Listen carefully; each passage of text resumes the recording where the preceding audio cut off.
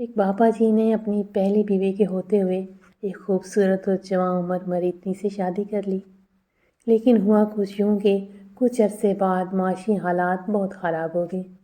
اب بابا جی کو حل یہ نظر آیا کہ گھر کے افراد کم کیے جائیں، اور فیصلہ کیا کہ 2 بیویوں کے بجائے ایک ہی کافی ہے، ایک کو طلاق دے دینی چاہیے۔ کس کو دیں؟ یہ بہت ہی مشکل مرحلہ تھا۔ ایک طرف عمر بھر کا ساتھ تھا تو دوسری طرف حسن اور ادائیں۔ کسی پر ظلم نہ ہو۔ بابا جی نے امتحان لینے کا فیصلہ کیا۔ بابا جی نے اپنی دونوں بیویوں کو 10-10 ہزار روپے دیے اور 2 ہفتوں کے لیے کہیں چلے گئے۔ واپسی پر انہوں نے دیکھا کہ ان کی پہلی بیوی نے 2 ہفتوں میں اپنا گزارا کر کے بھی 3500 روپے بچا رکھے تھے، جبکہ جوان اور حسین بیوی نے نہ صرف 10 ہزار خرچ کر دیے تھے بلکہ ادھر ادھر سے لے کر خرچ کرنے کے لیے 5 ہزار کا قرضہ بھی اٹھا رکھا تھا۔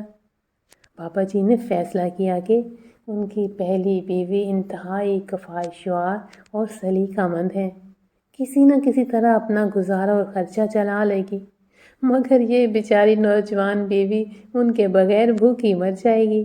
اس لیے انہوں نے اپنی پہلی بیوی کو طلاق دے دی۔